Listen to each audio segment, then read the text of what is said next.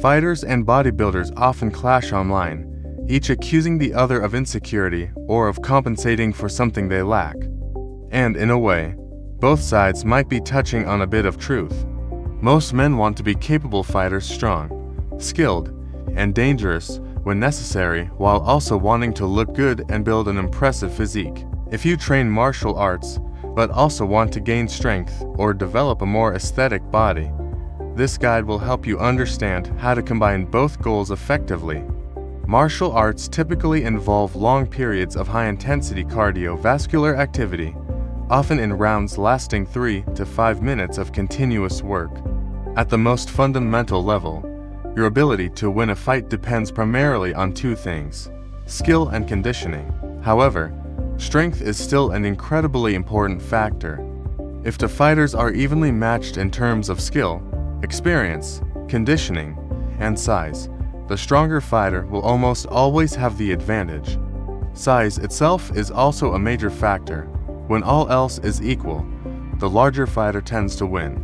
Skill and conditioning matter the most, but strength and size can provide a serious edge as long as they don't reduce your fluidity, mobility, or cardiovascular performance. I've competed at both heavier and lighter weight classes, and the advantages of each are clear.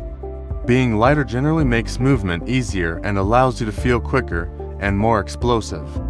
Being heavier, on the other hand, increases your striking power and gives you more raw strength, especially in grappling or wrestling exchanges. So, if you're training martial arts and want to also get stronger or bigger, it's essential to strike a balance between these qualities. For the sake of planning, let's assume you are training your martial art at least 2 or 3 times per week. That level of activity already creates a significant amount of stress on the body, and you need to account for this when designing your strength and conditioning program. Most martial arts sessions include some form of conditioning: skipping, shadow boxing, high-rep bodyweight circuits, but these activities are not strength training because the loads are too light to build maximal strength. They are useful, but they do not replace targeted strength work. Because martial arts sessions tend to be high intensity, the conditioning you do outside the gym should mostly be low intensity and longer duration. This helps you build your aerobic base, the engine that supports your gas tank. These sessions might be 45 to 60-minute runs, bike rides, or inclined treadmill walks at a controlled, easy heart rate. A simple formula for staying in the correct zone is 180 minus your age. That number is roughly the highest heart rate you should reach during these steady-state sessions. The fewer fight sessions you have in a week, the more strength and conditioning work you can add. For example, if you train boxing or Brazilian Jiu-Jitsu 5 times per week, you should not add more than about 2 strength sessions. That already gives you 7 total training sessions per week, which means you will either have 0 rest days or you will be doing at least 1 double session. But if you are already doing 5 fight sessions a week, your work capacity is probably high enough that 2 strength sessions won't overwhelm you.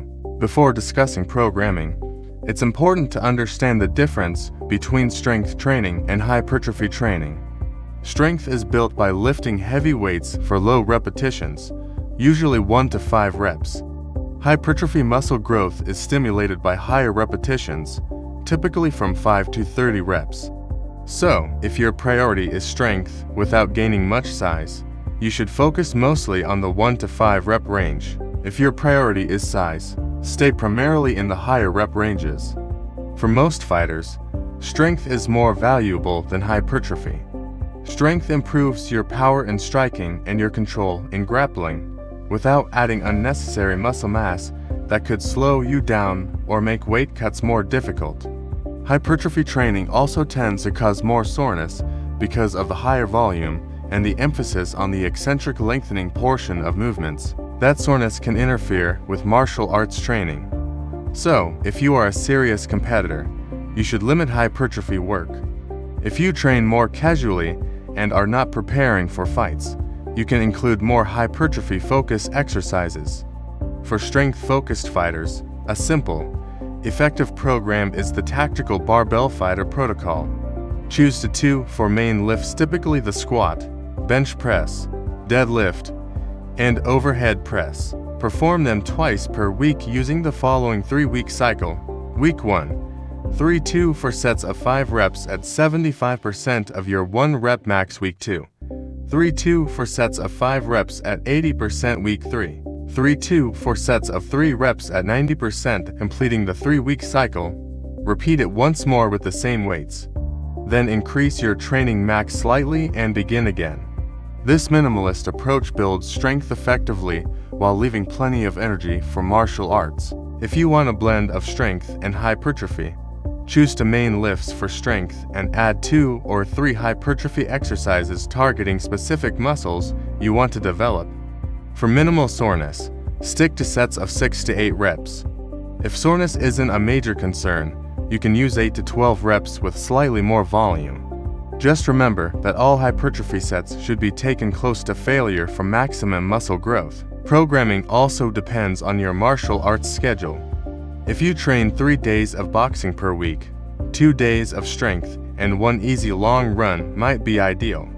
If you train jiu-jitsu twice per week, you could fit in 3 strength sessions along with long runs and occasional sprint intervals. But if you train Muay Thai 5 times a week, your strength training must be more minimalist, perhaps just short sessions with only 2 main lifts each to avoid excessive fatigue and soreness. Nutrition is another essential factor. If you're doing martial arts while trying to gain muscle, you need a caloric surplus. Fight training can easily burn 500 to 1,000 calories per session, and you need to replace those calories to grow. When I was training jiu-jitsu, lifting, and doing calisthenics all in the same week, I needed 3,600 to 4,000 calories per day to maintain a surplus. Eating that much was difficult, but necessary. On the other hand, when I prepared for a boxing fight recently, I unintentionally ate far less, lost 10 kilograms, about 20 pounds, and also lost strength due to low calories, poor protein intake, and inconsistent strength training.